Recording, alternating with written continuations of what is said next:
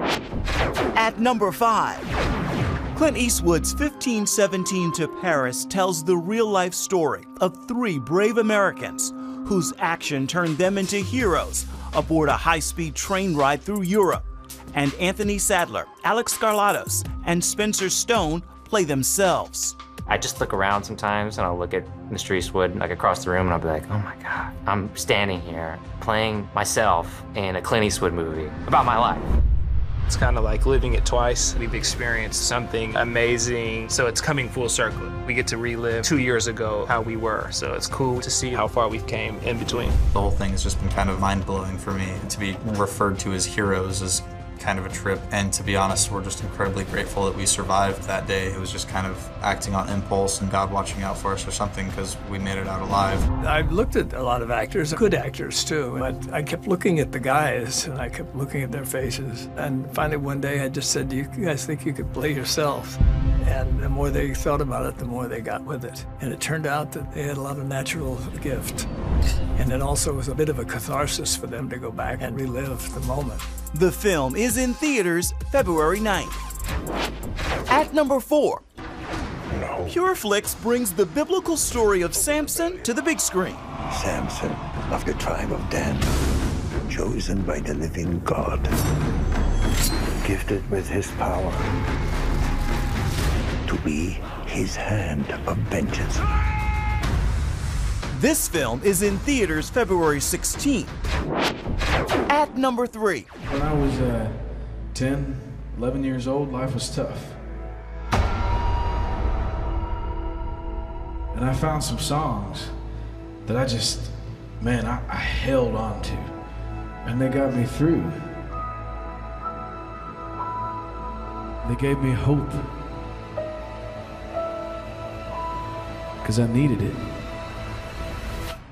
Maybe tonight, so do you.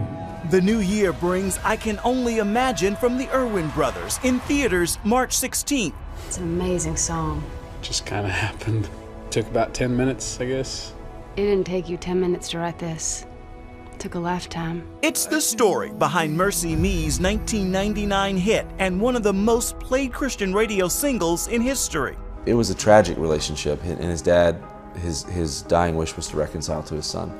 And it was that reconciliation between a father and son that inspired the song I Can Only Imagine. At number 2. St. James Church has become a beacon of violence and controversy.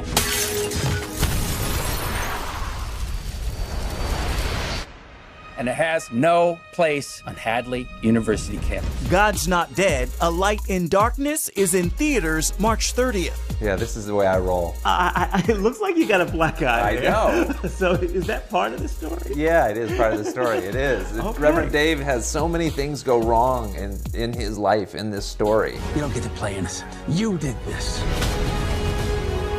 What you're doing, it's against the law. Is this the final act for God's Not Dead?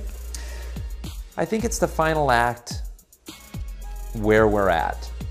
Whether or not the franchise goes on in a different way, I don't know. But it certainly could be the final act for Reverend Dave. The whole world knows what the church is against, but it's getting harder and harder to know what it's for. What am I doing wrong? At number 1. This is your Louis talking. I am now interned in a Tokyo prisoner of war camp.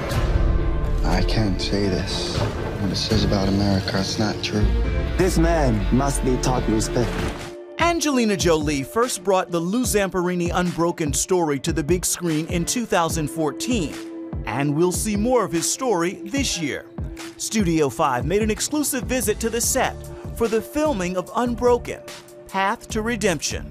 With vintage cars like this pretty red Ford, the stage is set for the 1940s. A young Lou Zamperini and his wife Cynthia are coming here to the tent you see in the distance to hear from a young evangelist who has not quite made a name for himself on the national scene, evangelist Billy Graham. And the role of Billy Graham is being played by his grandson. Strength and stand in my head all these years.